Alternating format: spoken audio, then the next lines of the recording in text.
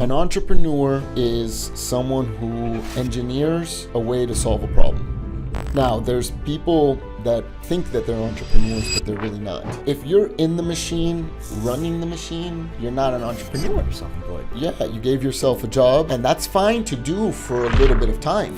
The rule of entrepreneurship is learn it, do it, delegate it. Yep. Yes. Exactly. Okay?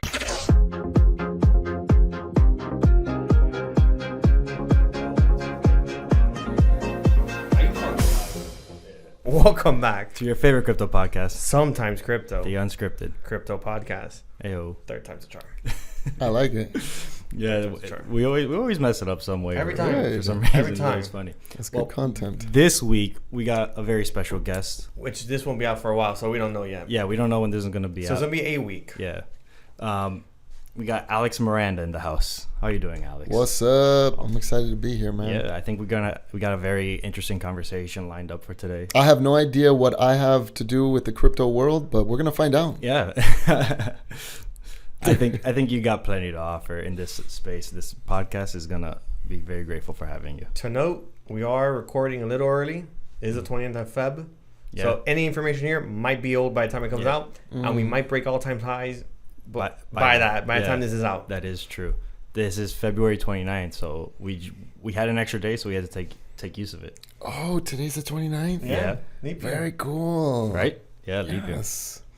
That's typically what happens on Olympic years.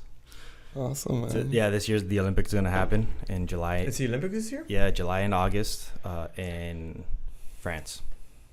France. With the way that country's going right now, ain't that fun? It's going to be exciting. But Alex, since you are a guest, you have a lot of experience in building businesses, Building virtual teams. virtual teams. But building businesses, that's for sure. Yeah, absolutely. That's I'm where it pretty all sure started, They go of hand course. in hand. Absolutely. Yeah. So tell us a little bit about yourself. What you Yeah, do. thank you for having me. I went to Cornell for business, entrepreneurship, organizational behavior marketing, and got out of there in 2003. Started my own business in 2005. So I've been an entrepreneur since, 20 years? I'm about to be 20 years. About Like 20 years. official. Wow. Of course, I was selling stuff in high school, which makes me an entrepreneur, right? Yeah, technically. Of course. Early age So entrepreneur. I've probably been an entrepreneur a lot longer. Yeah. But officially, like LLC, Inc., Having an actual registered, entity. Incorporate. paying taxes. Yeah. Yeah, 2005 is when I first started. I started my first business. It was a branding marketing agency for nightclubs. Oh, for nightclubs. Man, that's fun. Everyone starts there. That's I've so heard fun. a few people start. Miami people start in the nightlife scene. It's where you get, it's where you get everything It's for where the the first time. exposure's at. I mean, one of the biggest industries in Florida is the hospitality and tourism industry. And when you're in high school, unless you had Christian parents, you were sucked into the nightlife world. A degenerate. Yeah, you're at least back in. I'm telling you, I went to high school 95 to 99. Okay. So before you guys were born, and so I. Not true. It was. I mean, It was. he got into it before we were born. I guess. Okay, Something like that. So back then you could go to South Beach and get in the clubs before 18. I heard that was the case. Yeah, that was a thing. So long as the case. No way. But back then, you're in high school, you want to go out to the clubs. So anyway, after college, I kept it going. I didn't stop. Marketing. I kept on nightclub promoting, but I saw that the clubs needed help with branding and marketing. This was back when MySpace was a thing, before Facebook. Yeah. And so I'm like, oh man, I can actually use my college degree in the nightlife. And so I started a branding and marketing agency for nightclubs here in Miami and doing all the major nightclubs. And we grew that company tremendously. So it's kind of the start of my entrepreneurial That journey. seems fun. Super exciting. Very fun. It's every 21-year-old's dream, at least in Miami. You got a company, you get to go out to the clubs. You're also a promoter, so you got all the girls. So it was like, this is dreamland. For It was sure. awesome. Yeah. And my office was on South Beach. Okay. right there in front of what was called Mansion Nightclub on 14th and Collins. So, man, my 20s were freaking amazing. I've never heard of Mansion, if I'm being honest. It closed a while ago, right? Yes, became something else. I don't know what it is right now. They always probably like pop up as something 1435 or something. Always pop up as something else. And you did that for a while? I did that for a while. Truth be told, I still do it. Okay. I love branding. I love helping people. When you have a branding agency, you're really helping people bring their vision to life. You know, I'm the guy that gets the call like, hey, I have this business idea. I need a logo and a website, right? So I'm there like day one for some people. And I get to coach them, man. That's a cool process, you know? Like, well, I don't know if you should sell that service, you know? Hey, why don't you focus on this niche, right? You become a consultant, really. Point. Yeah, man. You know, because I want to guide them. I want to make sure this thing works for them, you know? I get to be there. And so I still love doing that. And I have a few clients that I still perform that service for. But something radically crazy happened. In '08, a friend of mine told me that I could get graphic designers in the Philippines for $5 an hour. And I was paying in Miami $20 an hour for my dudes. In '08. Yeah, in '08. Wow. Paying 20 for graphic designers. A good one, 125. You know, I was totally happy paying it because I had clients paying me. Yeah. But when someone tells you that you can get that same service at 75%, Yeah. That's You're like, you know, I need 10. I need 10. And sorry, Lewis, and you know, you're gonna have to go. You know, it sucked. It's business. These are my friends. Yeah. You know what I mean? You form a relationship with these Of course. employees, you know, but I didn't leave them high and dry. I gave them clients, you know what I mean? And they were fine. But I really started to like obsess over this thought, which is how can I run my entire business using Filipinos? international. Yeah. The international. I'm sorry, market. project managers, account managers, graphic designers, web developers, the works. Everything. The only issue being, of course, that they're 12 hours difference in time. So it's like either they were staying up all night or I was just kind of doing project-based work where it didn't matter. They could just get me the design the next day. And that revolutionized my entrepreneurial journey. It obviously made me more profitable. But I had to learn a lot of stuff about managing a virtual team and getting things done remotely as opposed to what are we used to? That, you know, Lewis is in the room next door and I could just pop on in. Check on his work. Check on his work, make sure he's, you know, and give him a change, right? You're right there. So, but around that time too, you know, you had video conferencing. You had, I was going to ask that. yeah, of course. Those things had already, then? it's gotten a lot better, but collaborative work was already happening back then. And so we were able to pump out work as long as you had a great project management system. You're good to go, because it's really the project management system that makes sure everything gets done. But the only thing that I couldn't do from over there really was sales and account management.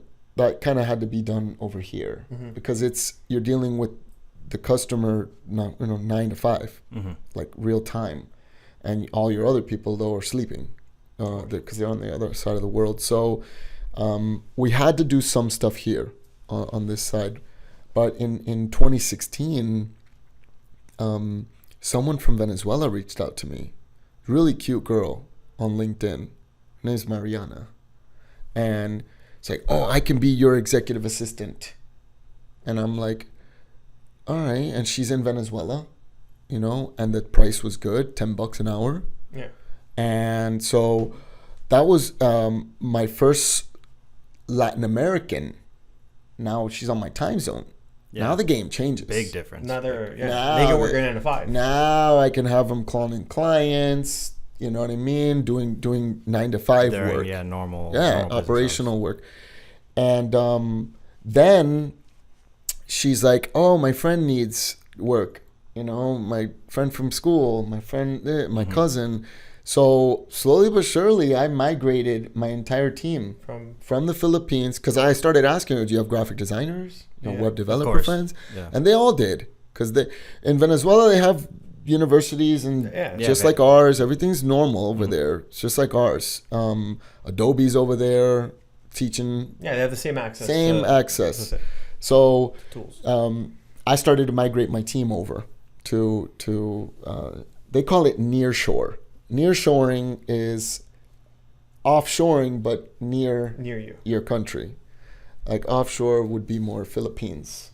Anyway, I started nearshoring my team, and then this was where the breakthrough happened for me, is my branding clients started noticing that I was using an international workforce. Okay.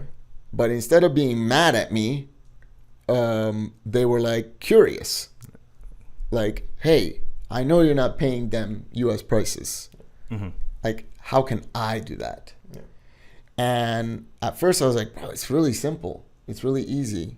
Like, I'll find you someone. Yeah. And I hooked up one of my customers, because they did their brand with me, with a virtual assistant from Venezuela. But it went terribly wrong. Uh-oh. Okay. Before we continue, this is all around the same 2016, 2017 time frame? Yep. Okay, cool. Yep. I just want to make sure that Yeah. we're still around there. It went terribly wrong because I knew something that he didn't, which is how to manage a virtual team, how to manage a remote workforce. And I guess I assumed it was that easy. that he he was was going to he know. would- Yeah. You know what I pick it up mean? naturally. And he didn't. And he felt robbed. He felt like they weren't working. He felt all these things. And I'm here like, no, it's not true. This is where you went wrong. Yeah. And I realized that I had something there, that I knew something that other people didn't, but that they wanted it. And that's when I started a virtual staffing agency. And it started off as a add-on service or a next step service. I do your brand, I get your logo, your website, and now I'm going to help you build your virtual team. Make sense? Yeah, Right? absolutely. Little by little. Yeah, next step. Yeah, they didn't buy it immediately sometimes, but sometimes they did. And I started to be also a kind of a go-between, like helping with the onboarding, helping with the training, helping set up the SOPs that they're going to follow, because I want that relationship to succeed. Of course. And here was the final kicker of where it really revolutionized everything, is that this is recurring revenue, because client pays me, I pay employee, but I don't pay employee the full amount, right? I take my percentage, and that's every single month. So what the big change for me was, I went from a business model where you get paid per project, and you could have 3 projects in a month, or you could have 0. Yeah. Right? It's kind of like real estate. Yeah. To a model of recurring revenue. Yeah. And when you start getting recurring revenue, It changes. you never want to go back. Yeah.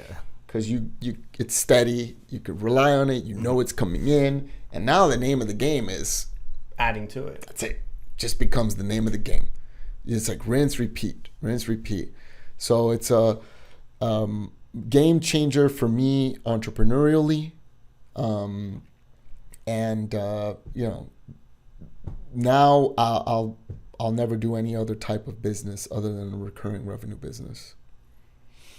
It's that nice. Just Yeah, knowing that man. you could budget out and not have to worry about, where's the next paycheck gonna be by. It's so awesome. I always tell all my friends, if they're gonna start a business or do anything, I'm like, where is the recurring revenue model in that business?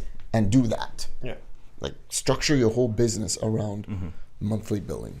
So, and what you do now is you try to help individuals who run businesses find the virtual assistant. Nearshore. Yeah, build their team. Every company is a machine. An entrepreneur is someone who engineers a way to solve a problem. Mm-hmm. And now there's people that think that they're entrepreneurs, but they're really not. Yeah, that they think that they're like... If you're in the machine, running the machine, you're not an entrepreneur. You're self-employed. Your job. You have a job. Yeah, you gave yourself a job. You're self-employed. That's it. Mm-hmm. But and that's fine to do for a little bit of time. For sure. Because you're gonna have to either at one point or another. Yeah, you got to. The rule of entrepreneurship is learn it, do it, delegate it. Yep. Yes. Exactly. Okay? Yeah, there's a cycle. Now, the learn it, do it, how long? Well, how long are you going to give yourself? Yeah. Give yourself a time limit. Is it a year? Is it 2 years? What's it going to take for you to really understand and know the patterns? Yeah. Because everything's cyclical. So a business is going to go through a cycle, and every January it's probably going to look the same, right? Think of a tax season, right? Think of a school. Mm-hmm. It's August, same thing over and over. Nightclubs in Miami, hospitality, hotels, they all know it. Yeah. March is coming, it's spring break. The same. So when you have this kind of opportunity in a business to be cyclical, you as an entrepreneur need to learn that cycle. Yeah. And once you know a couple of years of that cycle, you can truly start to let go. And how do you let go? Though, who's going to do the work? Yeah, you have to find the guy to replace you. The work still needs to get, it still needs to get done. And then you have to train them to do the job the way you want it done. You need to train them correctly. Correct. And that's a whole nother crazy part there. You know, the training. That's where we specialized in having to create that training. Because if that virtual assistant doesn't get trained properly, then they're not efficient. Then they're going to get fired. And if they get fired, I get fired. Yep. And we don't want that happen. So I had to come in and create all the potential, like patch in all the places where this thing can go wrong. Mm-hmm. I had to patch all that together. And now with ChatGPT, it's just like super simple because ChatGPT can come up with an entire week's of worth of work with the SOPs, with the training manuals, everything. So that's been awesome there. But entrepreneurship, if you really want to be a true entrepreneur, it's about learning, doing, and delegating. That last part, the delegating part, is the hardest part. And that's where I specialize. Yeah. Because I got to help you figure out how to get out of your way. So other people can come in and do the work that you already figured out so that you can be free to not go to Disney, not go on a cruise, be free to figure out the next big solution for your customers. You can't do that you can uncover problems while you're in the machine. It's true. You can. But there's bigger things happening in a macrocosm that you can't figure out if you're in the machine. Yeah. At some point, you're going to have solved at least 90% of the problem. Get out and start to see other opportunities. That's where you start to then get out and network, get out and be involved in masterminds so that you can look at your machine and possibly disassemble, assemble, add another component. Yeah.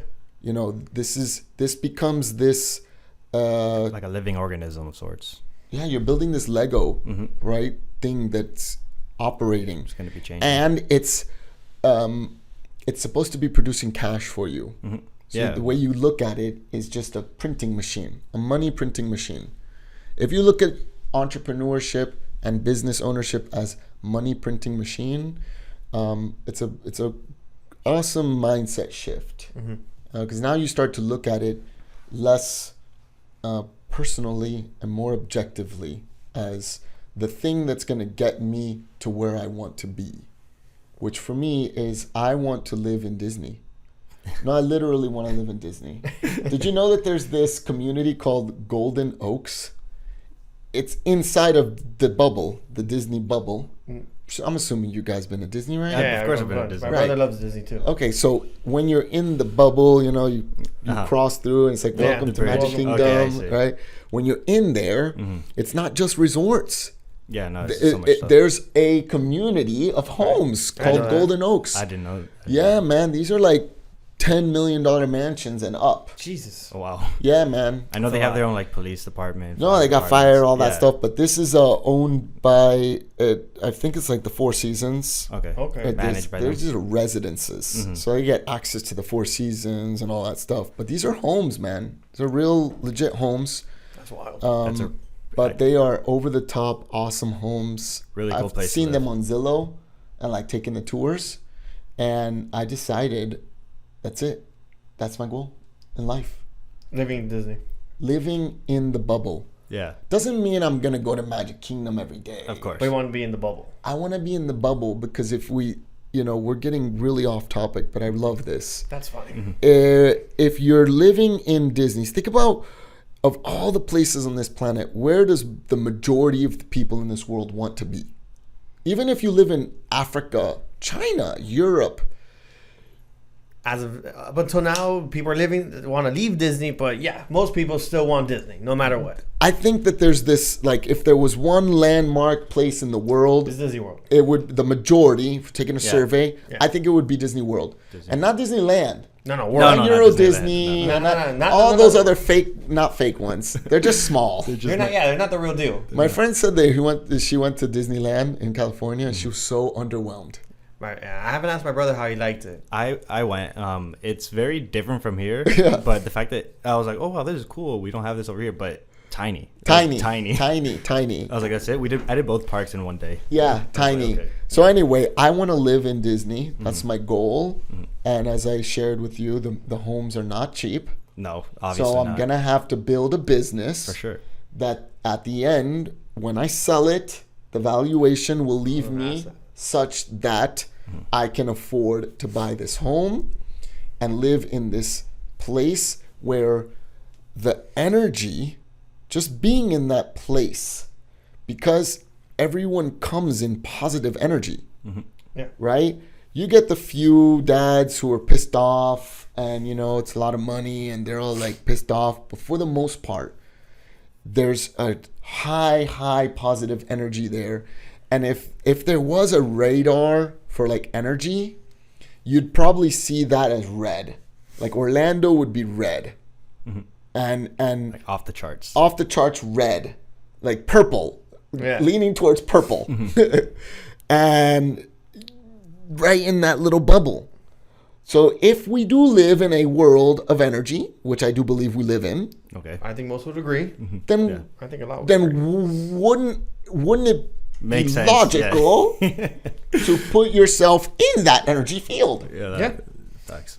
So I go every month right now.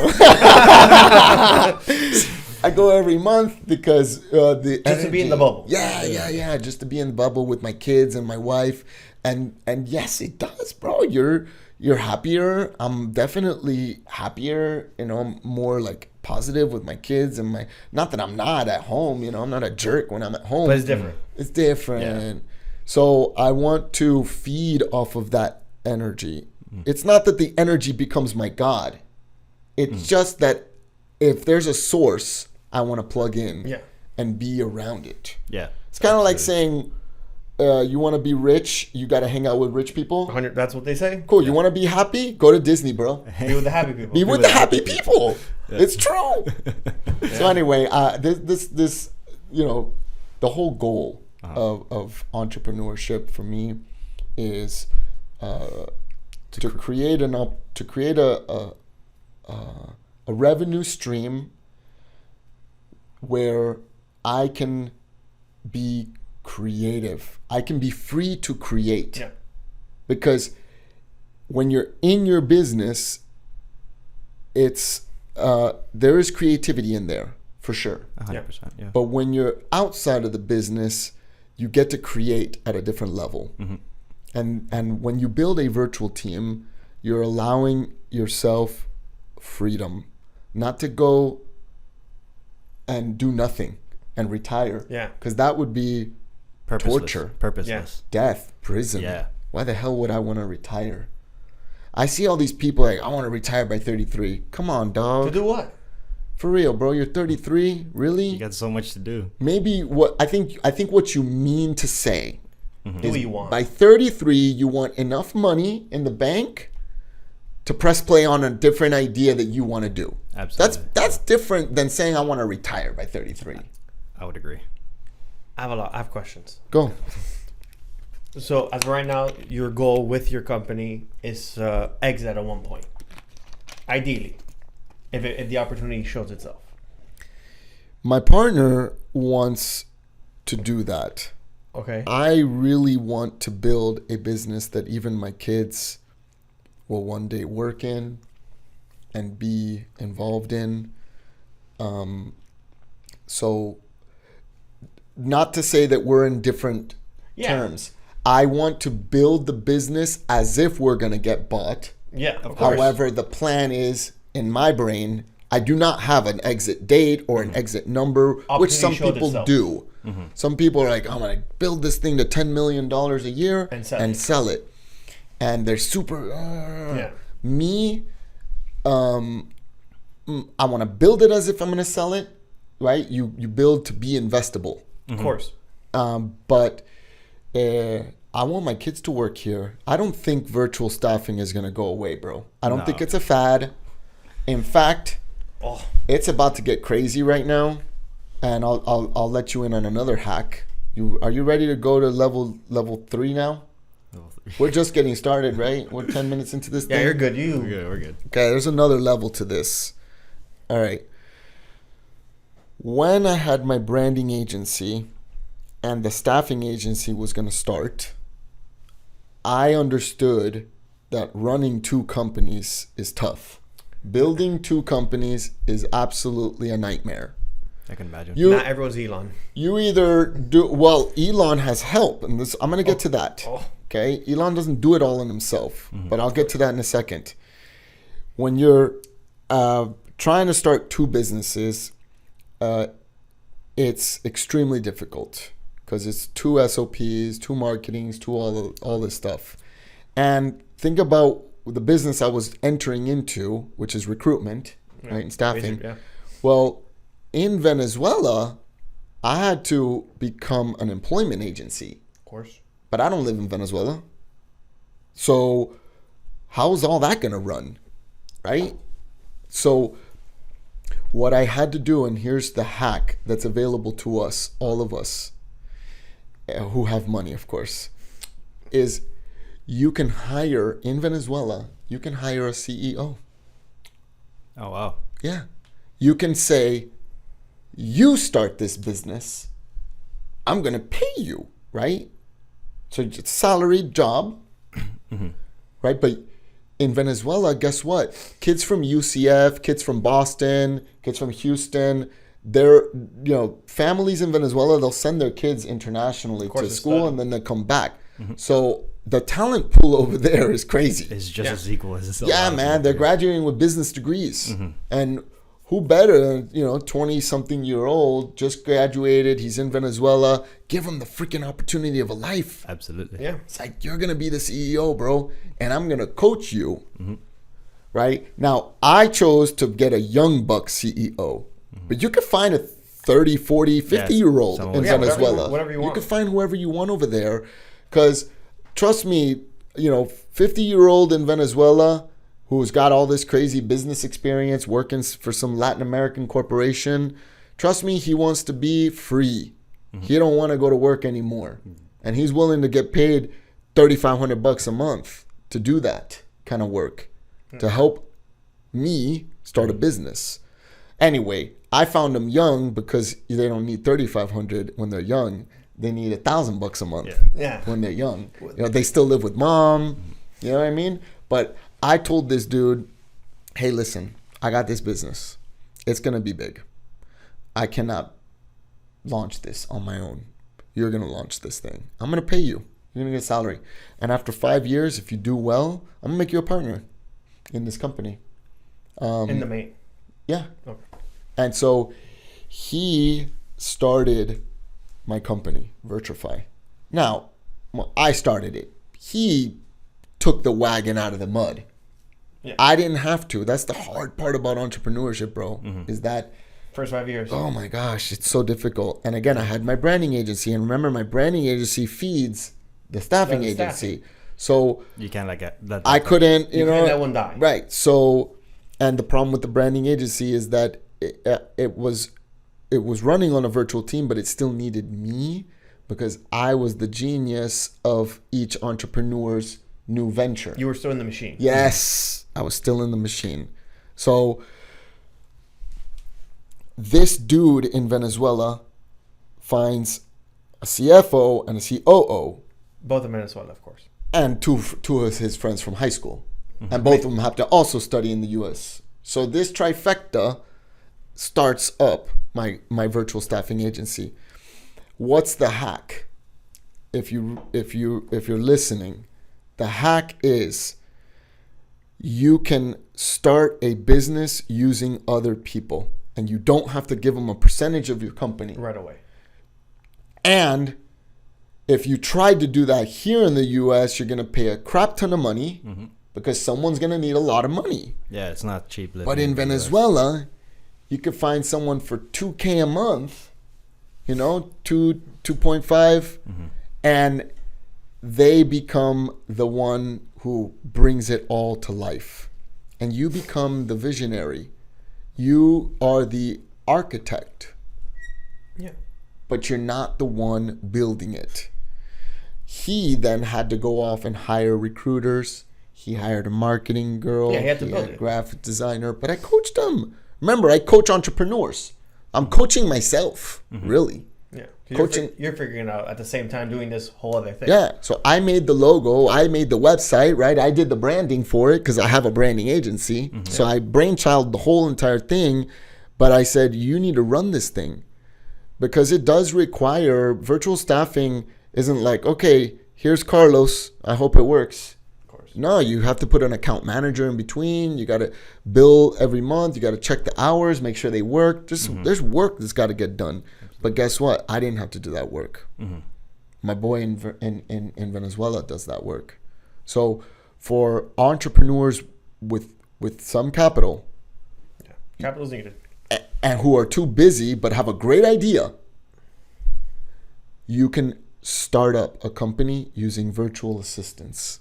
That's a hack, bro, and not a lot of people know it. Yeah, that's a big hack. And you gotta be, it's like next level hack, right? You can't just start out and do this. I think I earned my way to be able to hack the entrepreneurial. With your years of experience, your trials and errors. Yeah. But guess what? I talked to other entrepreneurs about it, and they're blown away by it. I'm like, bro, when you're ready to try this out for the first time, I will guide you. I will coach you. Your next big idea, call me. Trust me. I'll help you find the right leadership team in Venezuela to bring this thing to life. Super hack, bro. Super hack. It's gonna revolutionize, entrepreneurship as a whole here in the U.S. Yeah. As guys get smarter, it's gonna suck for a lot of managerial positions here in the U.S. But all those dudes are baby boomers anyways, and they're retiring. Yeah. It's the new kids coming up that are gonna have to figure it out a new way, because that little cushy management, C-suite job, sorry, bro, it's going international. It's going international.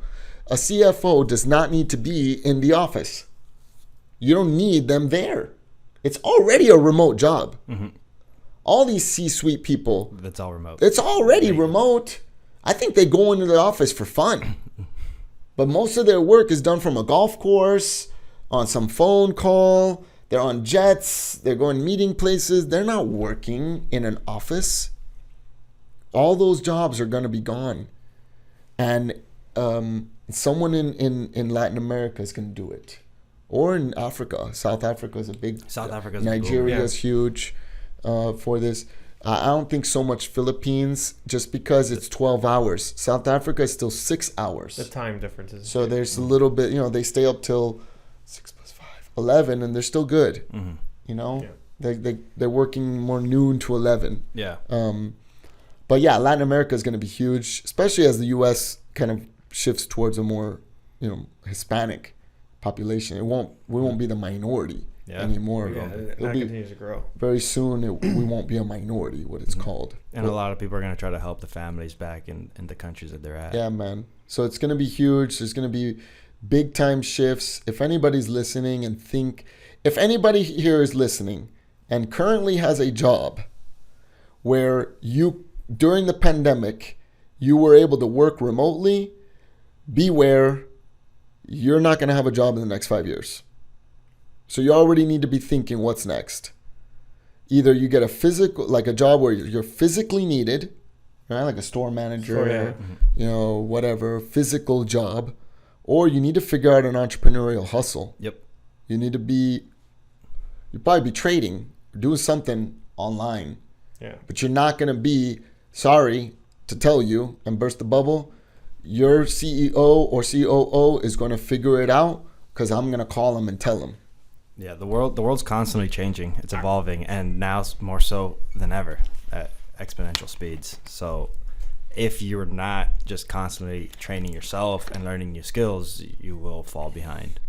Yes, sir. So I listen to a lot of entrepreneur podcasts, other just multi-millionaires. Apart from just Elon, a lot of them are saying, though, they want workers in the office, though. For the culture. Yes, that's their main thing, is for the culture, so that they're more productive. I think that goes back to what you were saying earlier, is that a lot of these people are boomers, where they don't fully understand. No, for Elon, he has engineers, code writers who he says himself, like, I want you in the office. Elon is specifically just giving that because he's the one who said it publicly. I think there's, even a guy like Elon is understanding that there's a hybrid model that gets built. True. I always promote, first of all, I went extreme and went 100% neutral. Yeah, you're but that's, the bigger the company gets, you might need a physical presence. And so the way I coach entrepreneurs is a hybrid model, is your high level sort of management people are here, but no admin people, zero. So keep everybody here as the players, the game changers.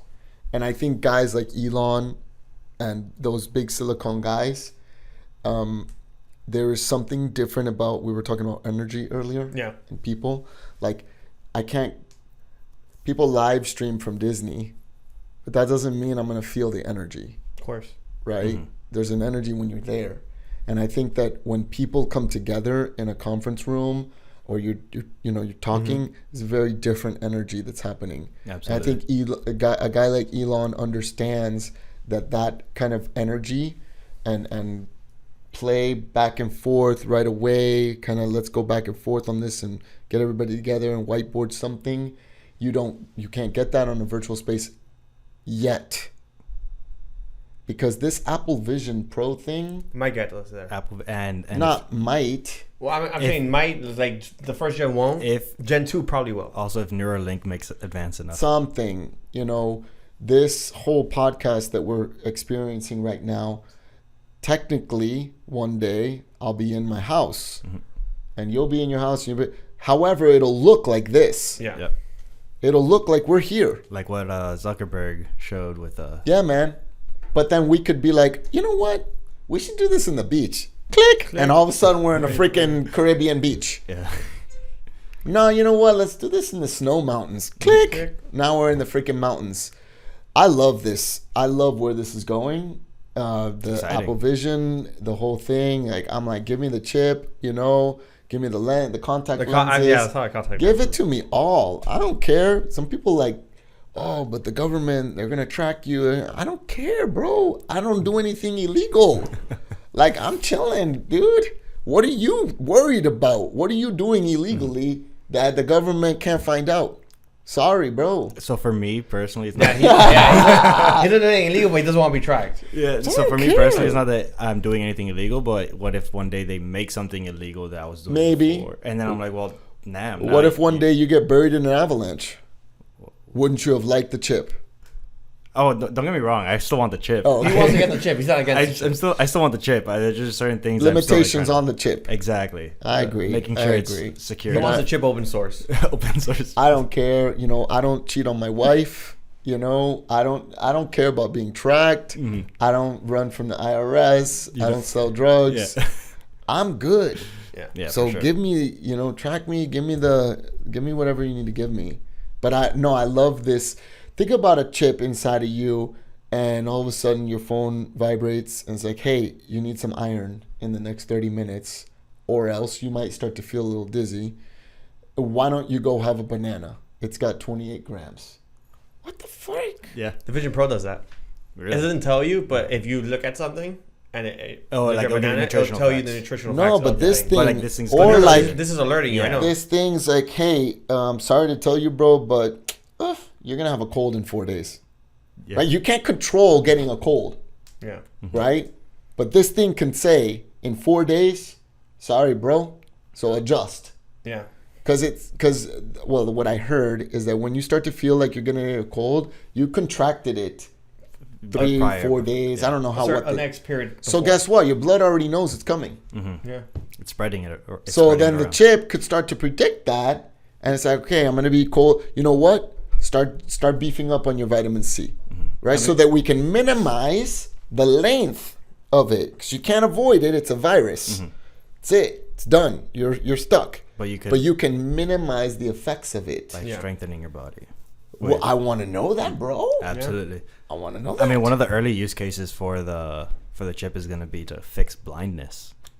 So people who've never seen before, they'll just. How amazing will that be? Yeah. If everything's intact, they'll be able to do it. Mm-hmm. It's going to be awesome. This Vision Pro thing's going to be great. Yeah, It's and also going to change work. It's gonna completely connect the entire world. Yeah. Like people who, I mean, technology as it advanced has constantly been doing that. When we started traveling more, like cars were invented, we started seeing people more hours away, trains further. Like Everything we have seen in Star Trek is going to happen. Because They had radios, though. maybe not the transportation. that's going to happen. Teleportation. All that's going to Yeah, happen, I'll bro. get there. I think If so. we've thought it, it will be. It will be. Probably, yeah. It's true. Just teleportation is really hard. Time machine's the hardest one. I don't know how it's going to get done, but it'll get It will- done. That's the hardest one. I He's gotta learn. I don't know, and it might not be in our lifetime. Nah, probably. But someone's going to do it. Yeah. Well, if it does get done at some point, then it already exists. And so- Ooh, wait, whoa, what? yeah, time's one of those things. But yeah, teleportation's a little complicated. It probably is. But- I Again, don't. probably not our lifetime. Still likely doable. I'm not gonna say it's not doable. Bro, but again, I am a believer. The of world is gonna be more if connected. we think it, it can happen. You know, it can be done. It's kind of like that whole thing. Tony Hawk did that. I forgot the trick. And one of the X Games, it was a 9 something. Yeah, He was the first one that did it. Mm-hmm. After him, everyone else is able to do it and 1200 and more. and more. Mhm. They're Yeah. like, once one limit is broken, it's just like, Yeah. That's it's repeatable. Yeah. Yeah. And then it just goes from there. So Absolutely. in Star Trek, there's this thing. I think it's called the holodeck, and it's a room that you go into. Yeah. And then you say to the computer, take me to a steakhouse in Chicago in the 1800s.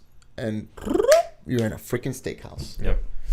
And I mean, we already experienced that with these goggles. pretty much. I can go to somewhere, but have it come to life. Yeah. And now I'm at And dinner with my wife in another place, but we're really in another room. Mm-hmm.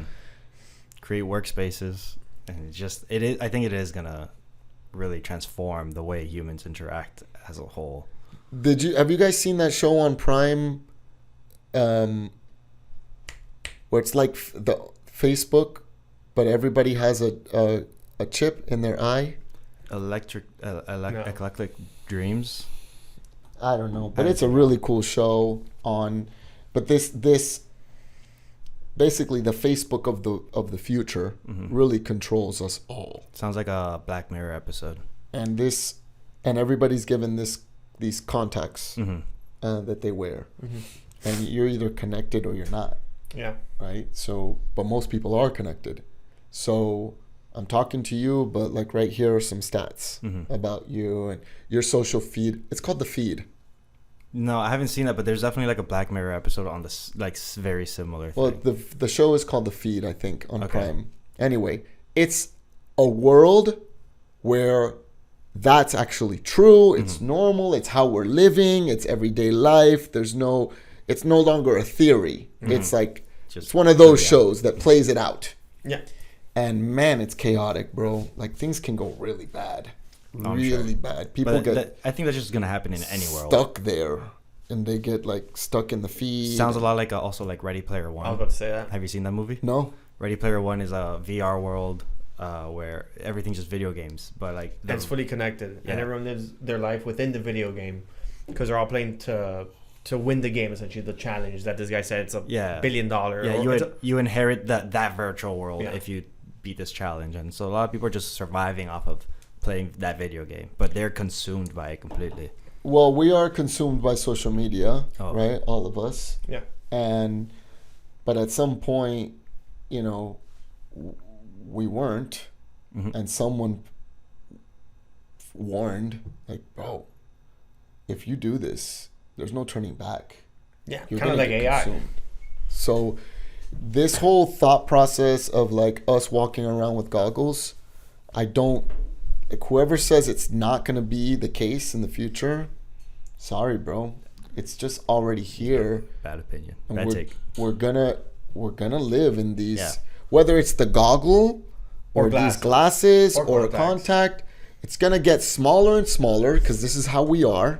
Look at the first cell phone, this fucking brick, Yeah. Huge break. and now you know what I mean. And computers too. It's this small thing. So same thing. These goggles are gonna eventually turn into contact lenses.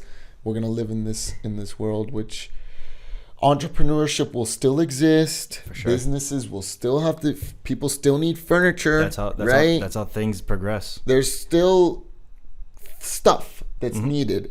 It's just the way in which we get it done is gonna absolutely change, and the globalization of the workforce is part of that change. And you know what? I think it's gonna make us better humans, and it'll make us more eclectic humans. What do I mean? When you have a company in Miami and everyone is from Miami, you become a Miami company, and your mannerisms are very Miami. Yeah. Same thing with New York, California, anywhere.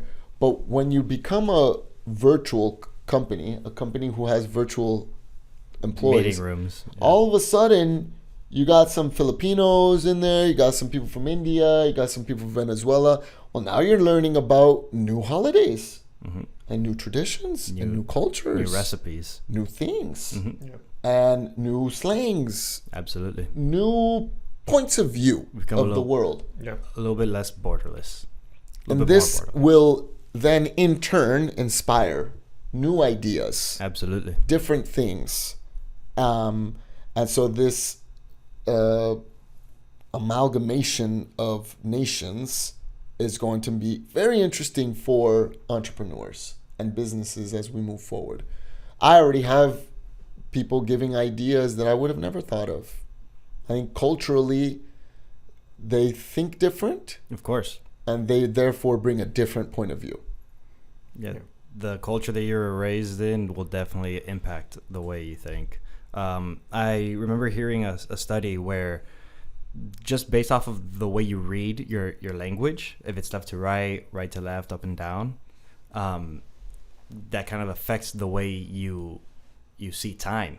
Like some people say, oh, we're gonna move this meeting 2 hours back or 2 hours forward, the way just because of, and it is like correlated based off of the reading, the way so that 2 hours back is this way or 2 hours forward. So like if it's at 12, we're gonna move it 2 hours back. Some people would say 2. Some people would say 10. So interesting. Yeah. I know that. So I didn't know that culture either. definitely has a big way on the way we process information and how we think. And it's a double-edged sword, because for entrepreneurs it's cool to get a different idea. Here's the problem with it though, is that when you put those people to manage your accounts and to deal with your US clients, there are sometimes situations where someone, because of the way they wrote that email, they translated it in their mind into English, the way you say it in Spanish, and it comes off rude or hurt. That also happens for sure. And so you get sticky situations if the client doesn't understand that the person's in another country and they culturally or whatever it is, the way it translated is not different, it's off. You can run into some problems, which is why I have all of my virtual team members now. They're only allowed to use ChatGPT to reach out. to communicate, because it's just, well, it's smarter. It's easier.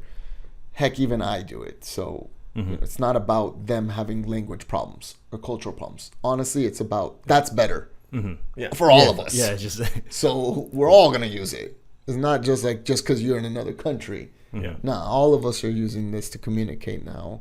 Have you guys heard of the Rabbit R1? What's that? I think so. Isn't it an Is that the AI little tool? Yes, Yeah. the little orange With box. Orange screen? thing with a little Yeah. scroll. Yeah.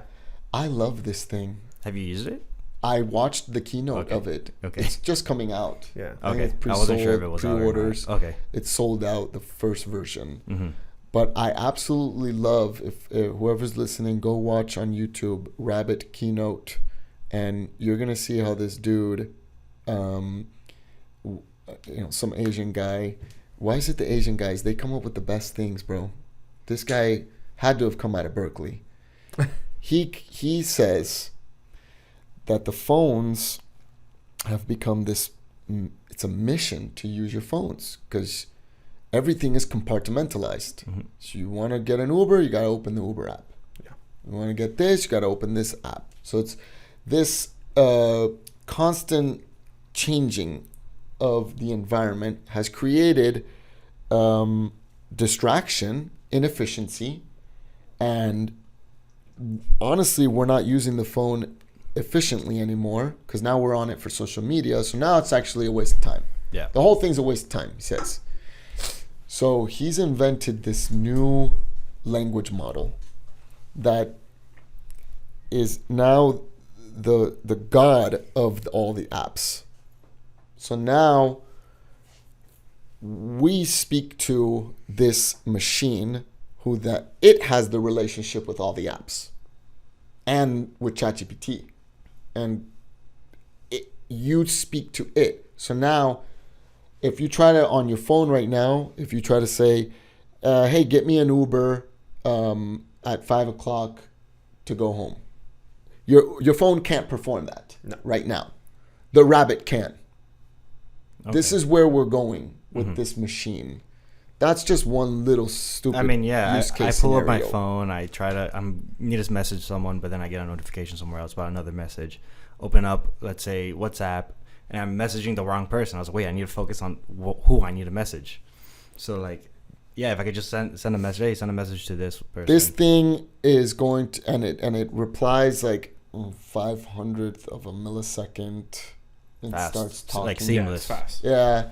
So on the most basic level, it can do a lot of what Google Assistant can do. Yeah. Right? It's like, oh, who's the 23rd president? Like that's just normal crap that it can do. It's the great part about it is when it starts to order your pizza for you. You know, on Alexa, I can already say, Alexa, reorder me batteries. Yeah. Because Alexa is connected to Amazon, right? But that's because Alexa and Amazon are connected. Yeah, they're one. But this thing wants to all of your apps, not just Alexa and Amazon are connected because they own each other. Yeah. But it's not connected to Uber. It's not connected to the Spotify. It's not connected to all the other stuff. In fact, sometimes they even block all that because they have their own proprietary thing. Yeah, Of course. So the idea of this R1 thing is to say, get rid of all that mess. You're still going to have to go in and authenticate connections to the R1, obviously. But after that, this thing is promising to do a lot of cool stuff. Pretty much seamless. We've been talking about Filipinos too. Medina, I wasn't talking about you though, okay? I'm just kidding. No, he's up all the time. He's Bro, always we sitting this. text him sometimes, or he actually texts us. I'm like, Aren't you supposed to be asleep? Or I don't. Yeah, I asked him. I was like, "Bro, do you ever sleep?" Because sometimes he texts us 2 a.m. just as much as he texts us 2 in the afternoon. So because I've been doing this for a long time in the Philippines, what they've told me is that there's an entire culture of people that work for the United States companies in our time zone, so our 9 to 5. So it's their 9 p.m. to 5 a.m. Right here, we call that the graveyard shift. Yeah. If you work 9 p.m. to 5 a.m. Yeah. Over there, it's 9 a.m. to 5 p.m. So 9 p.m. to 5 a.m. Yeah.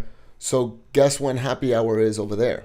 No way. Yes, sir, brother. 6 o'clock. Ask Medina. 5 a.m. It's happy hour. There's bars. There's a whole part of the city that it's all those people go to because that's after work, right? That's funny. It is. And it's 5 a.m.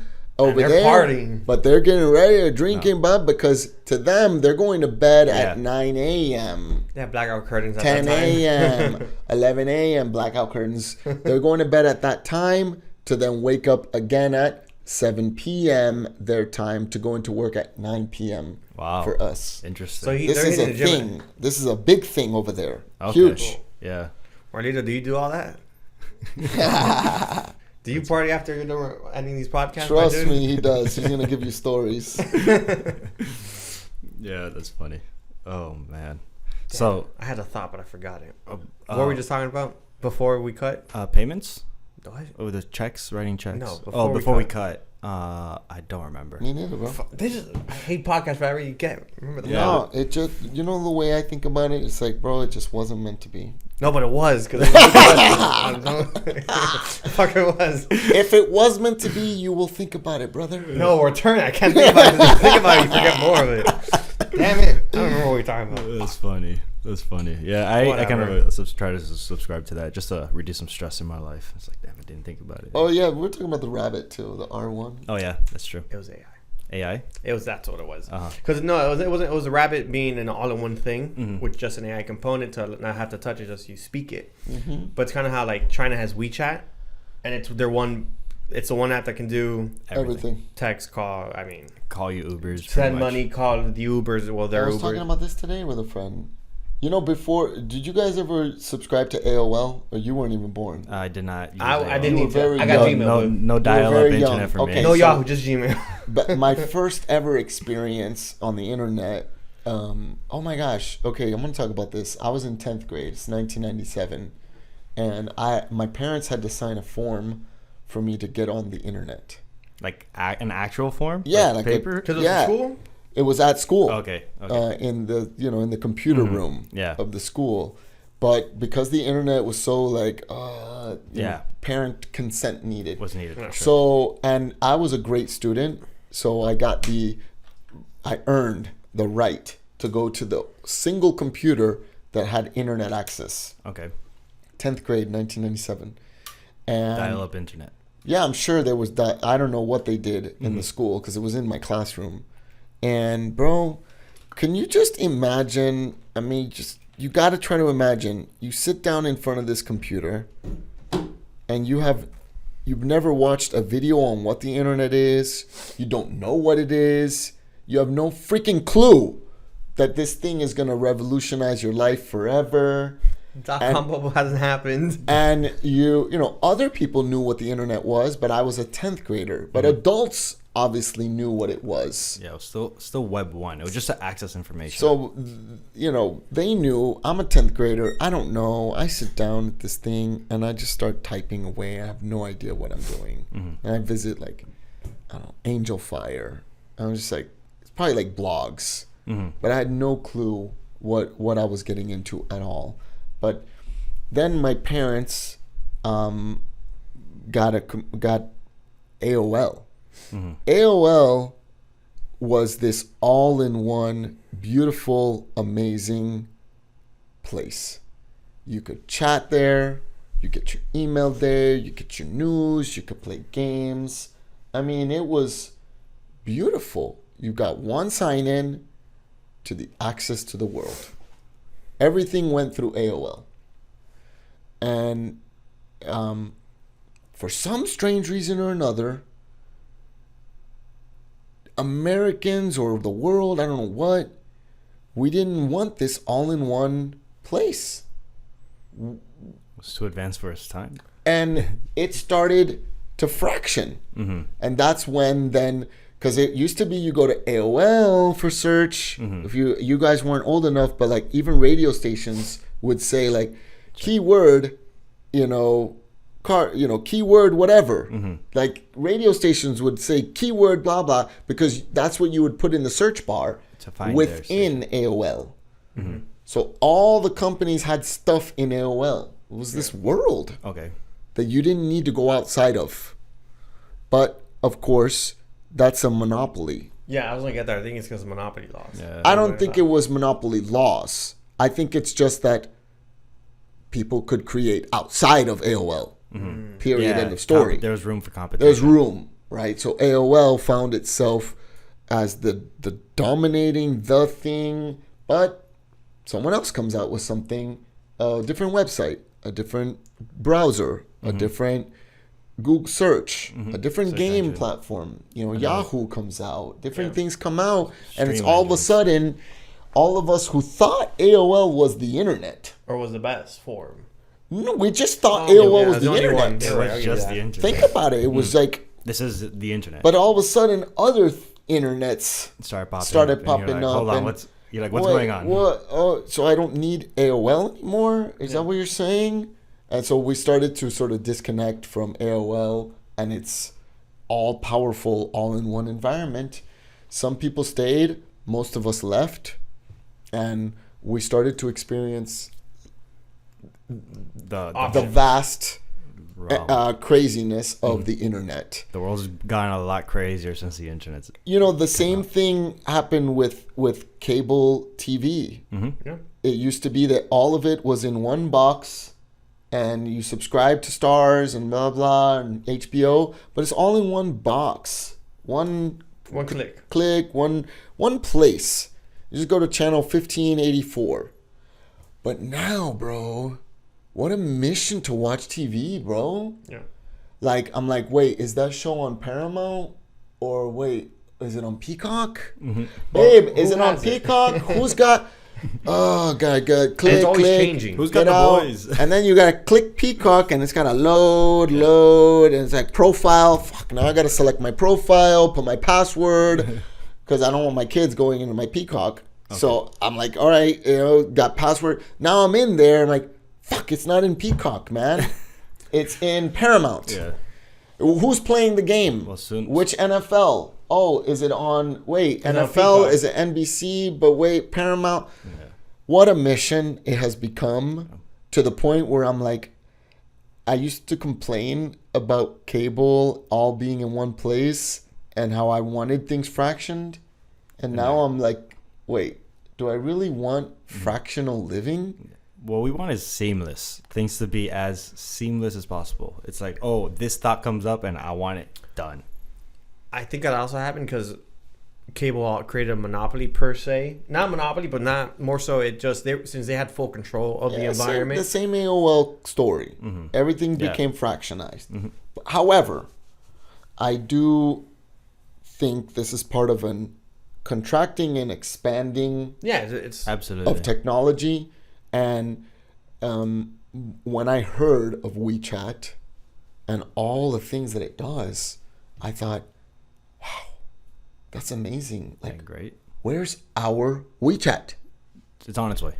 Elon's working on it. Where's the United States' WeChat? Because I'm like, that sounds awesome. Like, no, they're controlled and state control. I'm like, Yeah, that's the only thing I don't like about WeChat. It's okay, but are you telling me it does all this stuff? I'm like, not wow. I don't think it's worth it. I don't think having complete government surveillance on the individual is I mean, worth that's one side of it. Yeah, I'm just talking about Granted. the actual utility of obviously. the actual The thing. utility's awesome.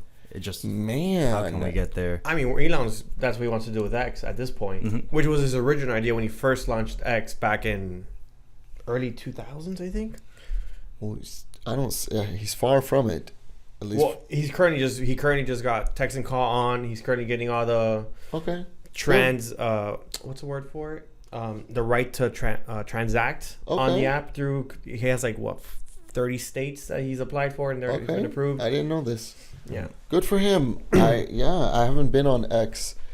I never. I've been on Twitter, but I haven't been on X yet. it's the same. It's the same thing. No, I know. Okay. So I'm saying it's been that long. Yeah. Okay. Yeah, he's currently just trying to build it. It's just like it takes time. It's a lot, man. It's a lot. We'll see what's gonna happen, man. Yeah, But I'm very interested in the whole payment transactions thing over X because the creator economy is going to change dramatically with that. I think this rabbit thing has something. Mm-hmm. If it can do what it says it can do, and if I say, transfer $5,000 to my savings account, right? Can it do this? Mm-hmm. I mean, if it's like you said, it's just connecting. Once you plug it all in, it should be able to. We'll see. Yeah, Because if you that's give the it access. If you give it the authorization. We'll see. Again, we haven't. We've only seen the unboxing of the product Mm-hmm. early on, so we don't know what it'll do. And it's only just yet. version 1. Version one of Yeah. this new thought process of Mhm. like taking all these apps and giving it a master. Mm-hmm. Yeah. Yeah. But then we're gonna get to the point where we're gonna shrink Expand, and then contract. contract. That's Yeah. just the way we Yeah. Yeah. It happens with everything. Yeah. So after AOL, so back then the internet was just what we considered Web 1, where most of the pages are just published, and then you could go over there and read something. Yes. Like you could find books or are. articles. Yeah, that's or how my something. experience was. Web 1. Yeah. Then as time progressed a little bit, we entered something into Web 2, is what we call it, where now I'm just not just going to a website, but I could also interact with that website, Got it. where you can write information and like post something, and then someone else Oh. could write on top of that. That's kind of what Okay. Facebook, Instagram, YouTube is. Okay. They're considered Web 2s. Yeah, you're actively changing the website. Oh, cool. Now, with the advent of blockchain technology, is where we're entering a new phase of the internet evolution, where we call it Web 3 or Web 3.0. Where now, before in Web 2, everyone could write on whatever page, but the true owner of that information is the company that owns the server. In this case, Instagram, Meta, X, Twitter. But with blockchain technology, all the information, everything that you post on the internet would be signed by a digital fingerprint. So whenever you post it, that information is owned by you. Mm. It's posted in an open network where it's not centrally located in one specific server. It's located on all the computers running this information. And the owner of who posted this was this person. And then if someone wants to share that or tweet it or whatever, they would reference you. Got it. Not the Meta server. And this technology, I think, is going to be very game-changing in how revenue gets created or generated. Like, for instance, Facebook, Meta, generates a lot of their, and Google also generates a lot of their revenue through ad space. They collect information on how you use their website on their end, and they sell that information to the app, to whatever Facebook company. ads, Exactly. Yeah. In the Web3 space, all this information will be owned by the person who signed it. It's because it's all digitally encrypted. And then if someone wants to get access to how you behave on the internet, they would have to pay you directly for that information Interesting. through that digital signature fingerprint. And Web3, blockchain technology and artificial intelligence are going to go hand in hand, tie together. And we kind of like touched upon this like last week's episode, or 2 weeks from when this gets posted, where AI is trained off of information on the internet. If we keep on using AI to post things on the internet, then like it's gonna run out of information, or like it's gonna have more time processing if it was generated by AI or if it was generated by a person. So if we could say, oh, this was generated by this random string that we don't necessarily know who it belongs to, but belongs to someone for sure. Okay, we could get the information from here. We got to pay them for that information though. So Is it too soon to talk about Web 6.0? Maybe. Maybe. But yeah, I mean, the world is definitely becoming more interconnected. As technology progresses, I think a lot of things are going to change. Things are just going to get easier overall and more comfortable to do things. I agree. Yeah. And I don't... it's going to be scary too, to know that some people are going to be able to live their entire life in a physically in one location, but yet have visited the entire world. Yeah, we're going to become more borderless. Borders are going to be more obscure. It's going to be more... No, I don't know if people are going to even go experience something. You should watch Ready Player One. It feels like they're just going to stay in one place, and then... It's possible. Because I can go to the Sahara. If this whole thing goes off of like the addiction principle that like all the apps kind of follow now, it's like, oh, we need their attention. And if these augmented realities need our attention, then yeah, it might go there. But that goes into like how we use it, the markets that we create. It depends. William, were you going to add something? No. Oh, I thought you were going to say. Did you see that thing that on the floor, it was in one of these expos, like they're walking, but they're staying in the same place? Yeah. Oh, I don't think I've seen it, but I've seen a concept of it. Yeah, it's like you're just walking, but you're staying here. Mm-hmm. Yeah. So the way the wheels work, it's like bi-directional. Bi-directional, all that. You can start running. You're just going to stay in the same place, but you can boom and go. Gotcha. So why wouldn't I be able to just put my headset on, stand on that thing, and walk around Disney with other people, and have other people look at me and talk to me? And would I be able to get the same aura of energy? I don't think you would. Oh. So for me, I think it would just be curated. Like someone made that.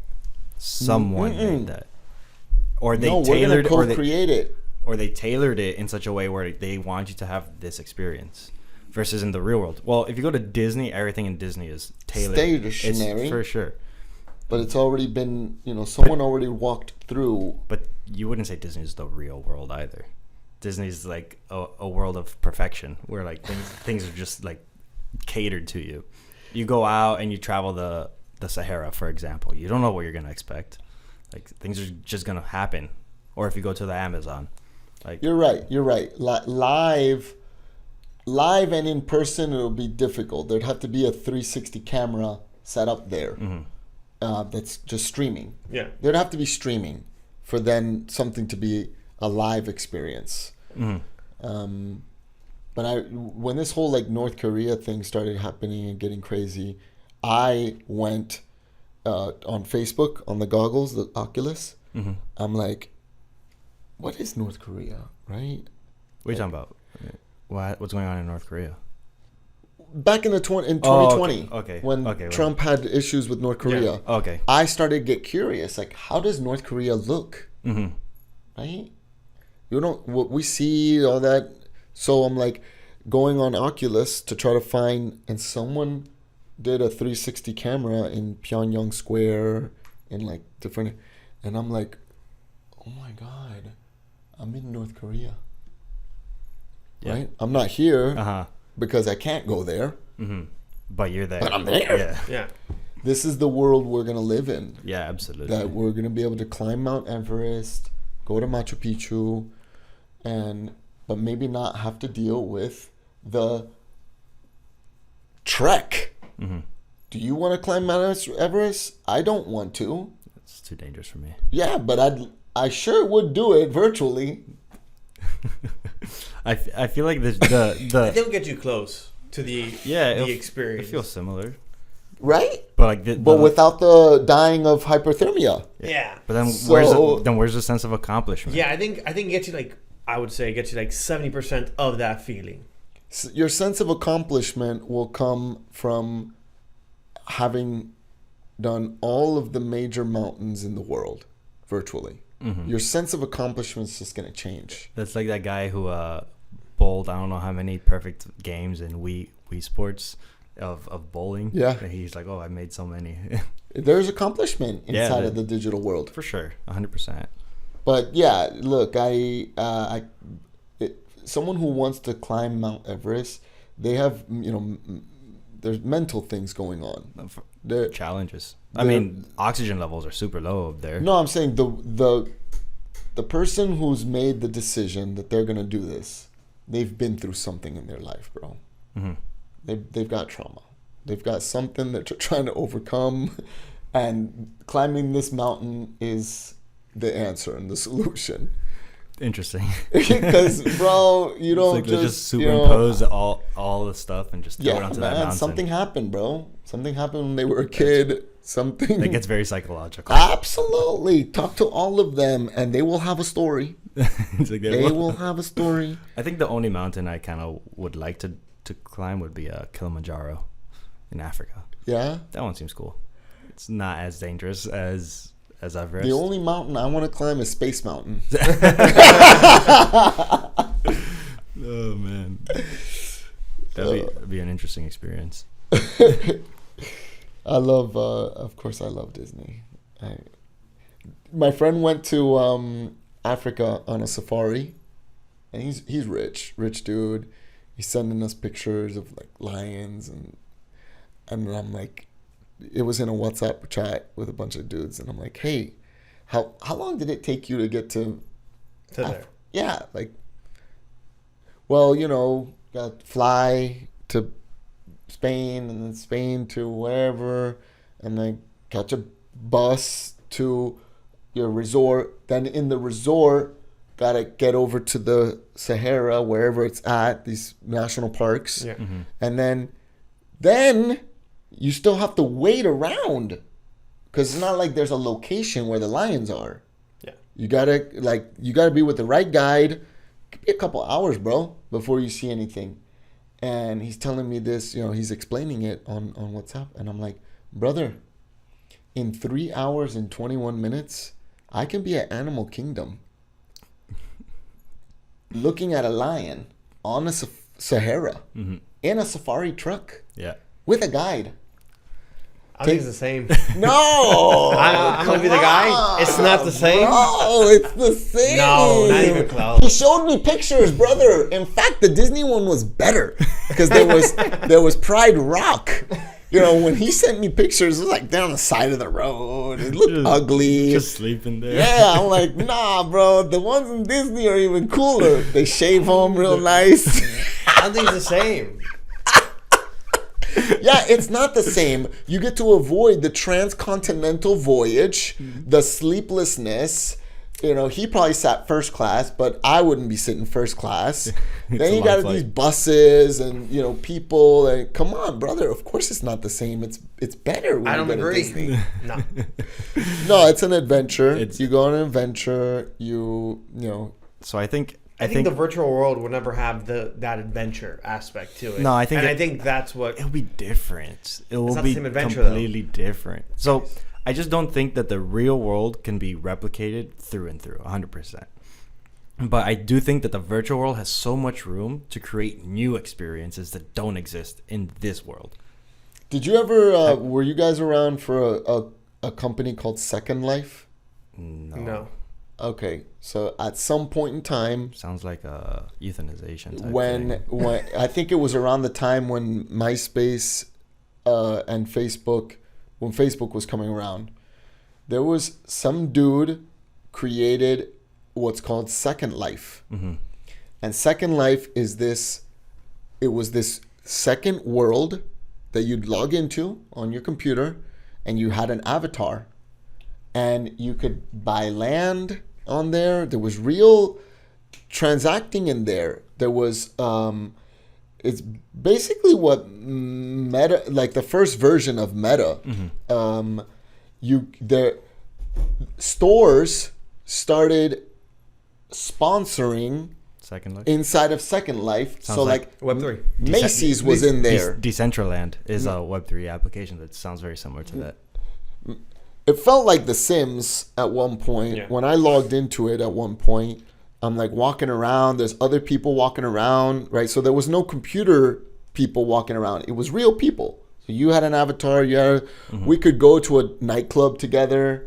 So like, you know, your dude goes to a nightclub. That exists now. And like they brought that back for sure. So yeah, you're in this nightclub, but now you're. It's not a mask though. It's the computer. It's a computer. It's on a computer. So you're like scrolling around, like see billboards. Anyway, a lot of land got sold on there. You can probably Google this and find out. Hundreds of thousands, not millions of dollars. But it was a company. Real dollars.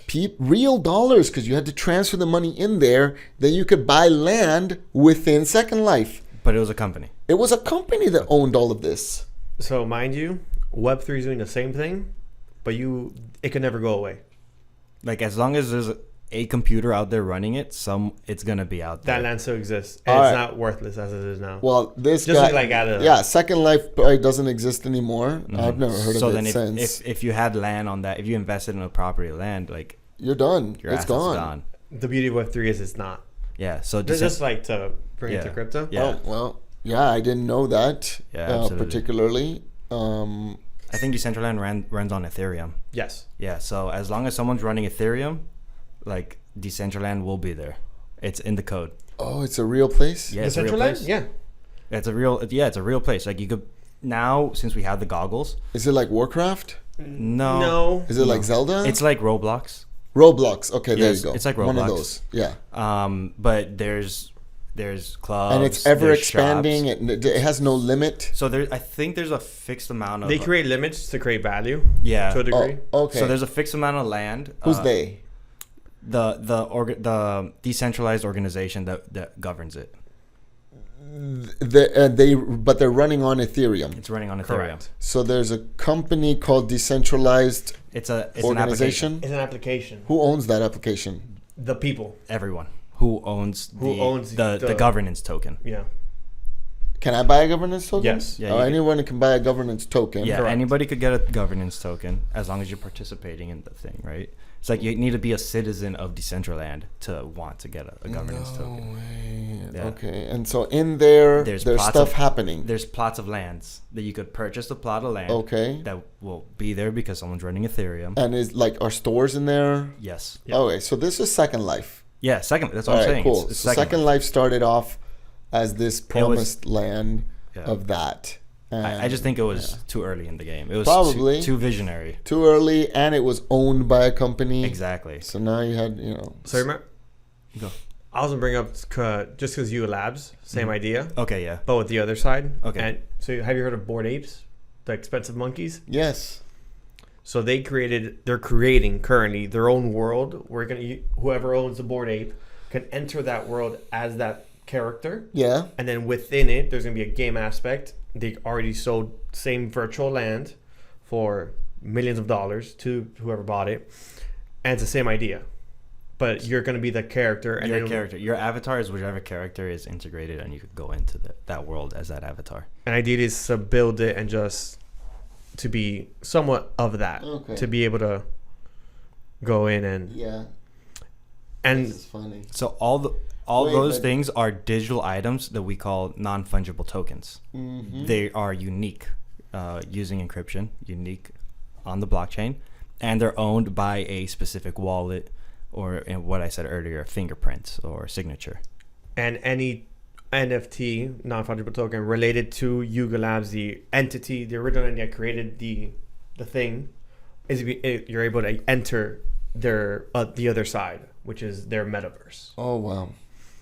It's the same idea as the Second Life, but you own it, and it can never technically die as long as Someone's Ethereum. running A computer running that program. So it could die. It's In unlikely. theory. It's unlikely. It's unlikely, like, but it In could theory, happen. it could die. So like as value continues to be added into the system and people see that value, okay, I could add security to this by running it myself. Mm-hmm. So if you, like, for example, if you want to own some token and you're heavily invested, okay, I want to make sure this is secure. I'm going to run the computer also and have all that information myself. Like right behind you, you have a Bitcoin miner that kind of like secures Bitcoin. It has a copy of the entire Bitcoin. Every transaction that's ever been done in 2009 is stored on that computer right there. And then if someone wants to verify transactions and stuff, they need to also check there. So In 09 only? From 09 From 09 forward. From So 09. that's when it launched. Got it. Yeah. All blockchains kind of work the same way. It's like as the value continues to increase, then more people would be incentivized to secure it. And then it becomes more and more decentralized. As more people adopt. Got it. And it's quite interesting stuff. I like that. Yeah. So that's why I brought up the other Yuga other Labs, side. because it's the same idea as that, and also Decentraland, but just a different project doing it. Yeah. It's so amazing how old are you guys? 25. Yeah. How guys like at your age, this is the new reality. Oh, for sure. Whereas, and you'll operate in that. Guys like me, I'm 43. It's tough to operate in that frame of mind. So I think there's things that are a little bit more like speculative or like more so like just visionary. Like we're shooting for something completely out of this world. But we could bring things in from the Web3 space that's more realistic. Like, for example, I wanted to ask you this earlier. How do you pay the virtual assistants? I want to ask that. I want to segue back to that. Yeah, I want to completely segue back. How do you pay your virtual assistants to work for? I love so. Because when I tried doing an international wire transfer with my bank to bank, those transactions cost $40 a transaction. So like if I need to send some small amount, let's say $300, $500, $40, that's a huge percentage. It is. But like that doesn't seem feasible. I don't know if it's bigger transactions, then maybe it could be more feasible, I guess. But still, $40 is $40. So I'm just curious because I don't use international bank transfers, but I do have a virtual assistant, and I'm curious as to how you pay your virtual assistants. So one of the benefits of using a staffing agency is that you get to pay your virtual assistants using a credit card. Right? Okay. Because I'm a U.S. company and I charge a credit card every month for your entire staff. Can you mic a little bit? I get to be the one to take care of that transaction, so that you guys aren't experiencing $5.99 or $20 transfers. Now, how do we pay them, right? It happens to be that particularly in Venezuela, a lot of people have American bank accounts. Oh, okay. Oh, really? Yeah, they travel over here and open up an account. Oh. You could, depending on the country and everything, they allow you to open up. Other countries are much more difficult to open up accounts in. Interesting. Yeah, Okay. so a lot of this, or their parents or their cousins have a Zelle, PayPal.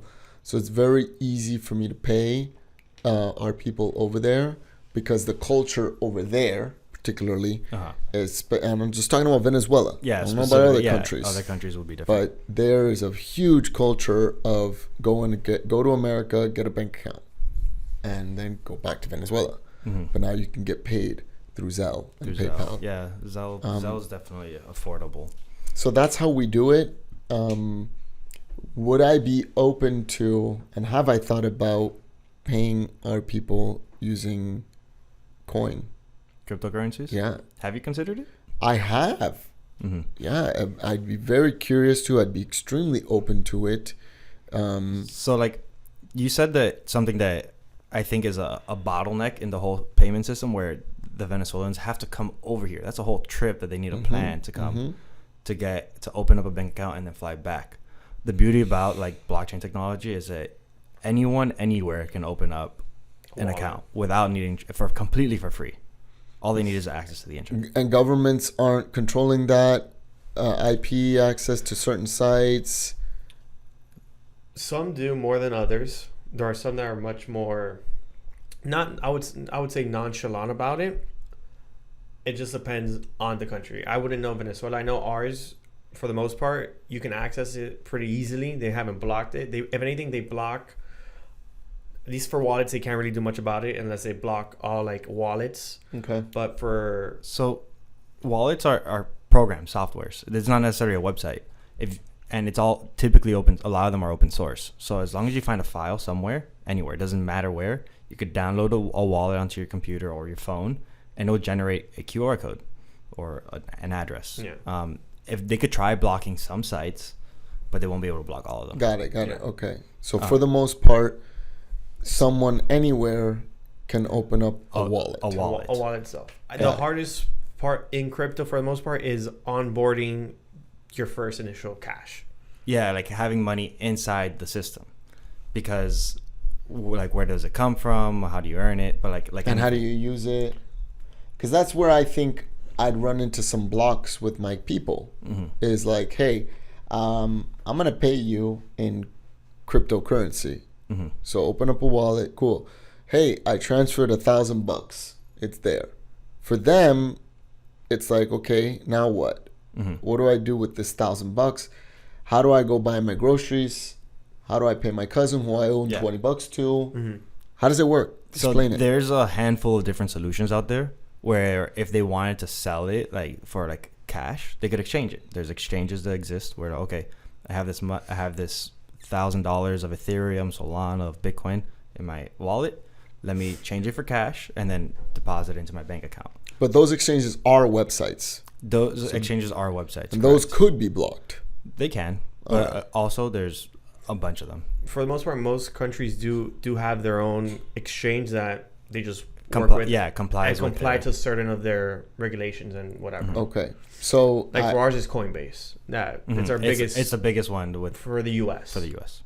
It's the one with that's the most. our on and off ramp. So this person would take the $1,000 that I gave them, would sell something on some exchange, if they want to, and then that money gets transferred into their they can withdraw state it. bank account if they want to, and then they can withdraw it. Also, there's other solutions where, let's say like crypto.com, they have credit cards that are automatically connected to their wallet addresses. So Okay, got it. So Or I if could- someone else had a wallet and I owe you $20, You send it to I my just wallet. send it to your wallet. Yeah, and also yeah. it doesn't have to be. For example, it doesn't have to be Bitcoin, Solana. If you just want to send them the $20, it can be a stable coin, Yeah. which already holds that same value as the dollar. Yeah, so that's one of the like headaches that businesses have. It's like, oh, I could own $1,000 of this volatile asset, and it could go up in price the next day, or it could go down the price. So, like, how am I gonna fix that issue? Like, they can't really do a lot of accounting with that. But there are cryptocurrencies that are pegged to certain currencies, like the dollar, the yen. So multiple. like they're called stable coins. Yeah. So they're fixed. It's like one of these will always equal $1. Got it. So it's just easier in terms of accounting purposes. At the end of the day, it's gonna come down to, because I don't care about paying someone in crypto. However they want to manage and do their money, do whatever they want. I think the important thing to note is that it's removing the middleman of the equation for the whole transaction process. Yeah, we don't need Zelle anymore. We don't need PayPal. We don't need Paywise. So I send you some money. Here's your $1,000. And it goes directly to their account. And the real question for me, I don't have a problem paying it. It's gonna come down to the person If they want to receive it. if they want to receive it. Absolutely. And do they have the means of figuring out how to use it? So, from my experience, I've asked two virtual like assistants of mine where I've just asked them, "Oh, can I pay you in crypto?" One of them said yes, a stable coin. The other one accepts Bitcoin. So now that gives me, as a business owner, I could start accepting Bitcoin in my business front, and anything that comes in, I could just use that to pay him instead. So it opens up, like, now there's a Two-way, flow. There's a flow. So It's because like I'm not paying it, now I accept it. Exactly. And the more that companies do this and come together on this, And the since more widely accepted. And since transactions are cheaper, it's like, okay, so now I gain from this. Because, like, for me, like I said, $40 wire transfer is insane. I'm not going to pay that if I'm not trying to send that much money. Versus if I'm going to send $300 on Solana, it costs me less than a penny. These exchanges don't charge a fee? The blockchain doesn't charge a fee. I mean, it does charge a fee, but it's minute. It's almost negligible. Okay. So, because that's the reason. Okay, so like I'm running that Bitcoin miner. That's costing me electricity. I need to generate some type of revenue to pay that electricity. For my case, in Bitcoin, it is finding the next block. I get a block reward. But there's also fees, but that gets very complicated and technical. For the most part, a lot of blockchains are working on making that fee as low as possible, to the point where it's negligible. Solana doing one of those jobs. I think it's Got great. it.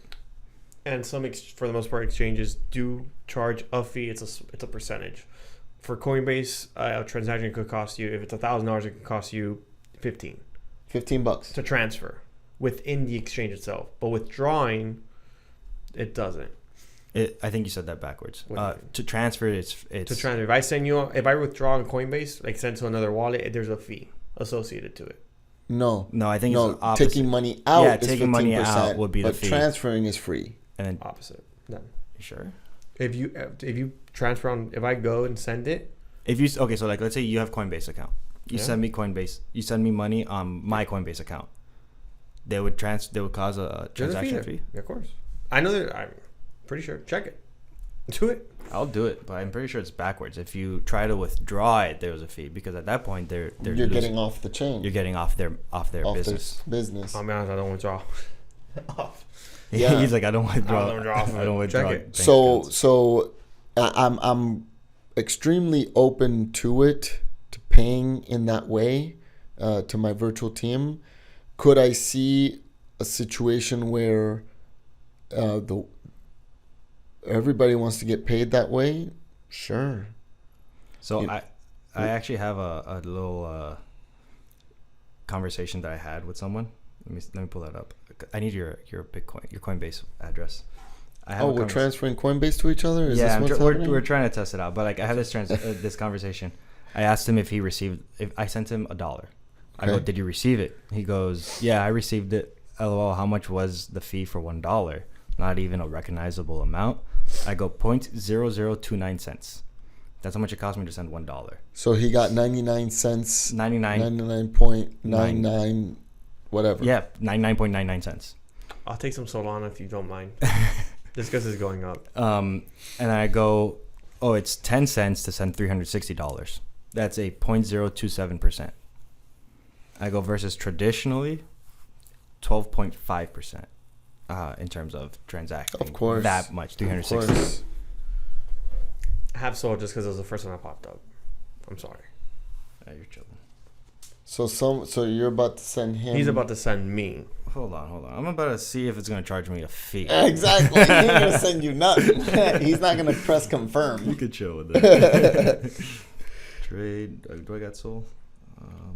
Let's pull it. I just think it's going to come down to them, the virtual assistant. Yeah. Saying, absolutely. There has to be. I'm okay with that. And man, that would save us a lot of time and a lot of money if we had an environment. I have it staked. Jesus. Pick something else then. Yeah, Bitcoin. If we had some kind of mass payment way To do what? to send all of my employees coin. I was going to ask a question. Is there a delay from the time you send it to them that they receive it, or Not if it's Zelle and it's instant. if it's those, it's instant? Yeah. Oh, it's sending it on chain. It's not even sending it. Is this Coinbase Wallet? No, that's the app. This is the app. Yeah. Oh, okay. Oh, it's sending it on chain. Damn, they updated their system. Then they're doing it differently. How much is it? $6.16. It's also sending it from Bitcoin itself. Yeah, that's how so much it's not. Bitcoin It's not. is yeah. charging to send it. Mhm. Got it. Yeah. So Bitcoin is the most expensive. Who makes that money? The nodes, the people who I would. The people who run I would make that money. the infrastructure for it make it, which is the entire network.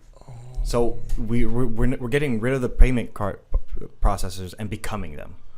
Oh. And it's super easy. Just you download a file, you start running. It downloads all the files from the other people nearby, and then you have an updated version of it. But you need one of these things. I can do it on this computer. Oh, just not as it won't be as fast. Yeah, that one's specialized for this. Oh man, how do you get paid in Bitcoin? In Bitcoin. I got That paid $6.99 is divvied to the network. to the network. Yeah, so I'm not mining by myself. I'm actually working with a group of people mining. We all contribute power, and then depending on how much power is, whoever provides the most power, or like it gets the amount, the money generated will be split evenly based off of how much energy we put in. wow. Mm-hmm. Try withdrawing off of it. See if there's a fee to withdraw off. Withdraw off. Because I can't do it because I pay for a Coinbase Pro. Oh, you don't get. No. They charge me $30 a month to not charge me fees. I see. Because I'm certainly open to it. I would wonder how many of our team members would also be. So I always ask because, like I said, paying in a stable coin where it costs me less than a penny to send them money, and then if I told my clients they can start paying in coin, they would start maybe accepting some in of cash. them who bought in early or who already jumped have on it stacked it. It's inside of my account, and they're thinking to themselves, "Crap, I'll just pay these dudes with my coin." They might see their cryptocurrency as more liquid or almost less valuable. In other words, in their brain, that's just money that was sitting there Yeah. versus money in their wallet, even though it's the same amount. Yeah. But they're more willing to let it go because it's money sitting in a place Yeah. versus sitting in their wallet. Mm-hmm. For me to cash out, I need to sell my Bitcoin, and that's not happening. I should sell bro. You can sell $1 worth of Bitcoin. You'll be fine. You can buy it back in a minute. This guy. I never sell my Bitcoin. I mean, for goods and services, I'll do it, but for cash, that's not really it. Oh, but for goods and services, you would. For goods and services, absolutely. So if your VA cost you $2,000 a month, Mm-hmm. you'd be willing to pay it using Bitcoin. Absolutely. Really? Absolutely. Which means you're getting rid of Bitcoin. Well, I'm utilizing my Bitcoin. I need to pay for my goods and services anyway. Because like that $2,000 a month, if I'm pricing in dollars, then I mean I can still use that $2,000 to buy Bitcoin. So okay, like, but it's the same wouldn't thing. I guess in my mind I'm thinking, but if that is worth more in 20 days, Mm-hmm. then Correct. I mean, but that happens with any market. Like value of things could go up or down. Like eggs, for example, or gas. Gas is a good one because gas is pretty volatile. It's like, yeah, I could. Let's say gas drops 30-50 cents right now. So, gas is cheap. Let's buy some gas. You're gonna fill up your tank, yeah, but you're not gonna buy 100 gallons and store it at your house. Like you're gonna buy what you need or what you use. So yeah, I mean, I'm willing. The reason why I'm not willing to trade my Bitcoin for cash is because I think Bitcoin is a superior currency.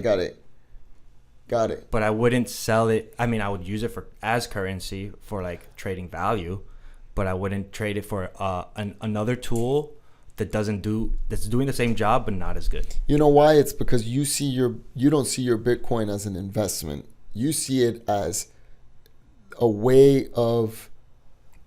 It's a store of value. Of exactly. It's how you're seeing your money. Correct. Yeah. You're not seeing it the way I'm thinking it is like, that's an investment. So if I sell that investment and it goes up, I lose money.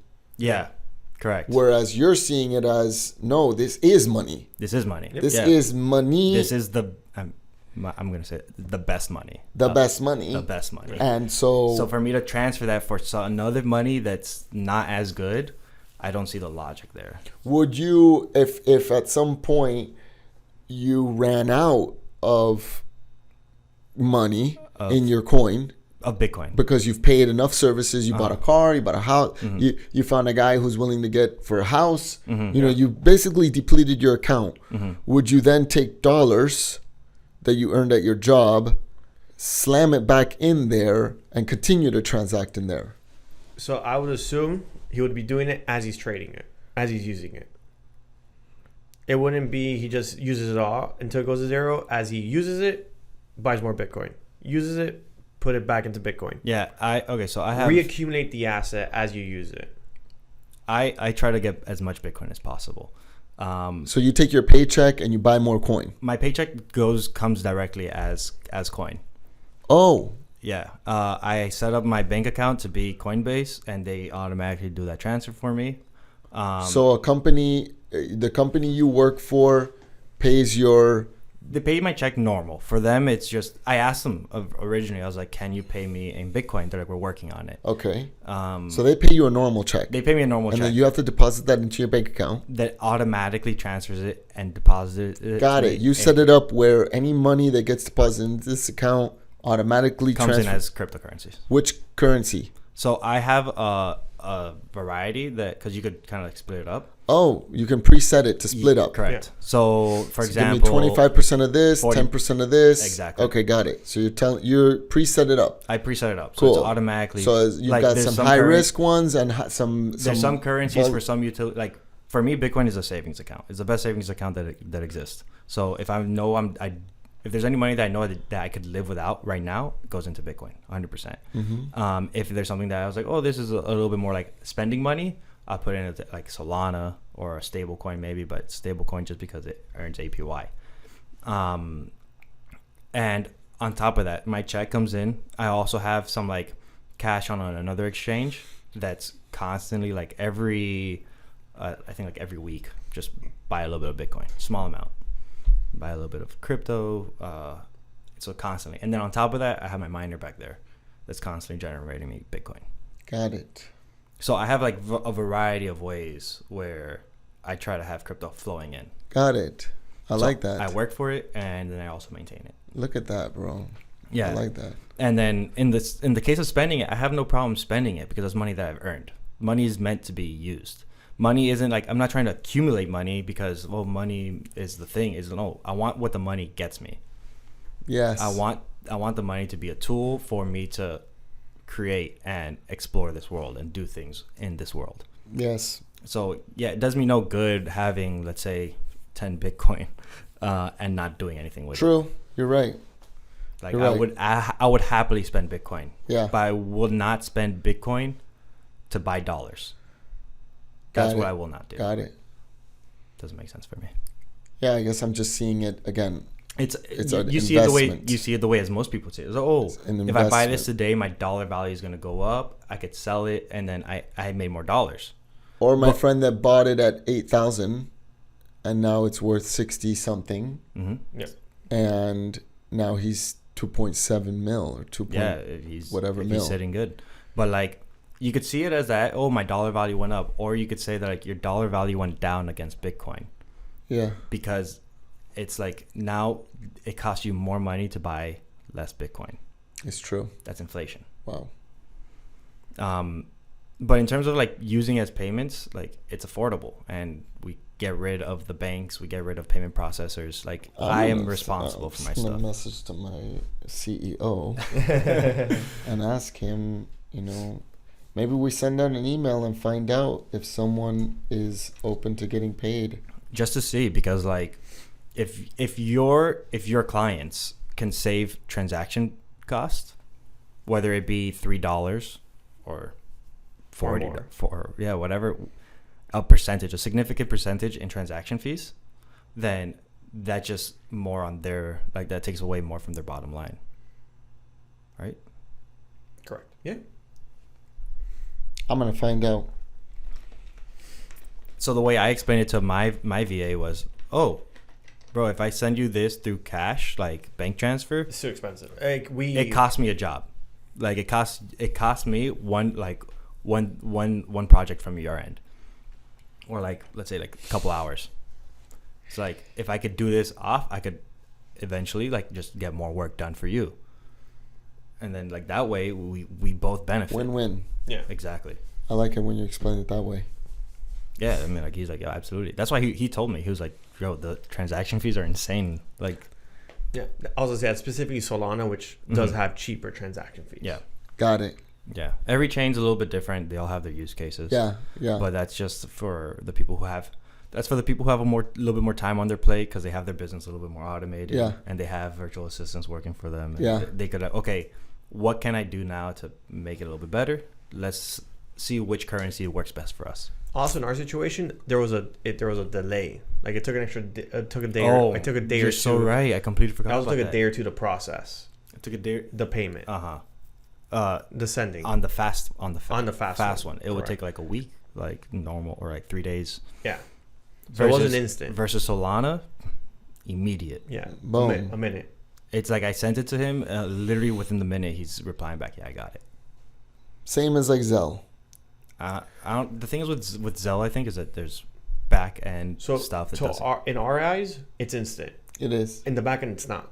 Got it. In the bank side, it's taking them, example, 3 to 4 days to process that transfer one to the other. Oh my gosh. So like, if you're doing too much volume and you're like, oh, you cross that threshold, then the bank is going to be like, well, hold So on. that's I work for a right. funding company. Like they provide merchant cash advances to small merchants, whatever. On the merchant's end, they were debited. We debit them today. On my end, it's not posted for another 3 days. Got it. Versus on the blockchains, as soon as a transaction goes through, it's through. instant. Yeah. Got it. Some chains are slower, but it's all relative to 15 to 20 minutes. Typically, Bitcoin's the slowest chain. Yeah. It takes about 10 minutes if you're good. A little bit longer. It's like an hour. It could take, Bitcoin's the slowest for It's sure. the slowest one. Solana's one of the faster ones, so it's a minute, 2 at the very most. Yeah, it's a fun world to just like learn about. That is for us. interesting. I can't wait to find out if we can start paying in Bitcoin or any coin. I mean, you'd be surprised. They all work. If they work virtually, they're pretty. And then what would that open us up to receiving payments in? Exactly. That's important because a lot of people have invested Yeah, but into it's like, it, but they're not using it. Their end goal is to cash out. Right, but they're not using it. Yeah. And again, like I was saying earlier, they might be willing to let go of it more Of course, if if they can it's buy, sitting there if they and can they buy can goods use and it. service, exactly. Like a lot of people who bought in, not even early on, just like last year at 15,000, they're seeing it. They're up a stupid number right now. They're like, I can take some money and use it.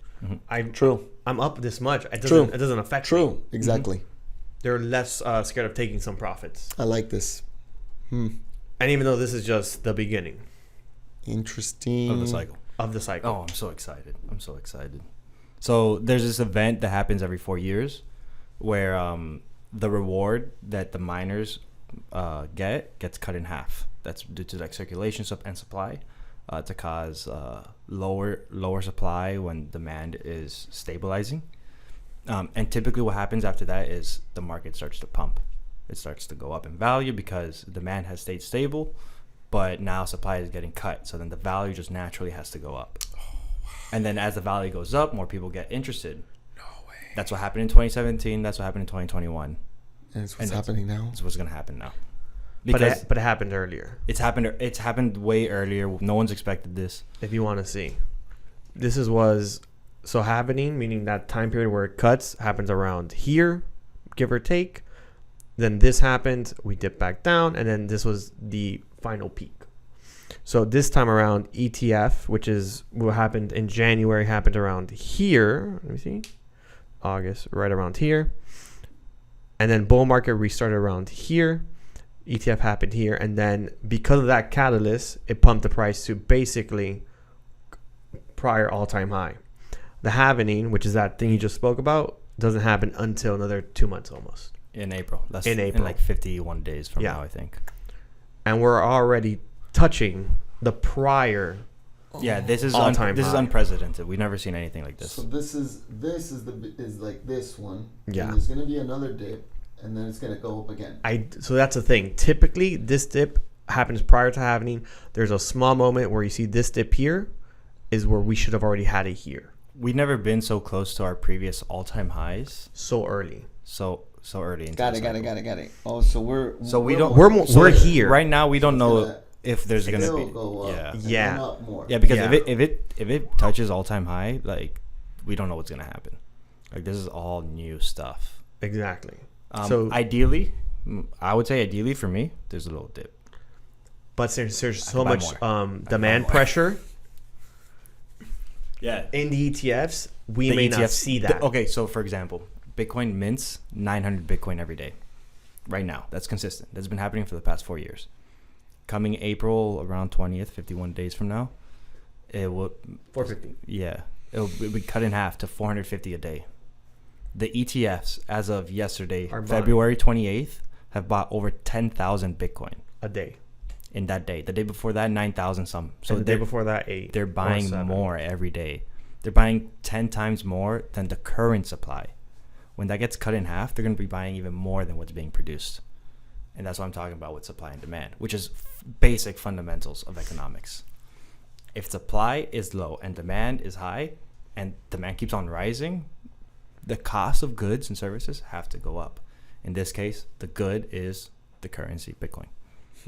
That's why those dips that we saw here, we're not seeing here as much. They're much smaller dips. Got it. That friend of yours, by any chance, has he given you a price prediction for what Bitcoin would be in a year? Or he hasn't looked at it. No. Yeah. So, we've covered a couple like different price predictions, and what people have said or what people are expecting. I think a safe number would be $150,000. Wow. Which is insane. Ridiculous. And when? How long? A year. So if you buy now, it'll double in a year? This is what you're saying? Triple, almost. Oh, triple at this price, but yes. Respectfully. Almost, yeah, 2.5. It's speculative, but at the current buying speculative. pressure, Yeah. it looks like the outcome. Because this is current price. It's ridiculous. At 61,000 without demand being without supply being cut in half. Yeah. The reason why I say it's ridiculous is because in traditional markets, we have never seen anything like that. Like, and the fact that it happens cycle after cycle is even more surprising. Like, we never see any market act so rationally. And the reason is because we have a government that prints money and we don't know how they're going to print it. So like the market kind of like is guessing.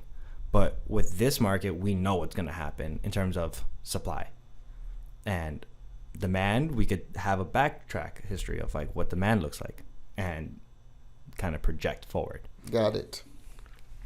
So man, I like that. It's like this year for us is a very exciting year. Bro, it's almost 9. Yeah, this thing flies. It's been a little. You did say it was gonna be like free for all here. Typically, we only record for an hour, but it has gotten a little late. But my wife is texting me now. Well, it's been absolutely fun having you here. I think this has been a great conversation. It's gone all over the place. Yeah. Thank you for having me. This camera's about to die. Battery is dying anyway. Like, subscribe. Follow Alex. Yeah. Virtrify. Virtrify is the name of the company. I have my website, Alex Miranda 22, and that's the kind of hub that can take you there. Yeah. Cool. Links will be below, as usual. Thank you guys for tuning in. Thank you for having me, bro. Bye. There's another one. Yep.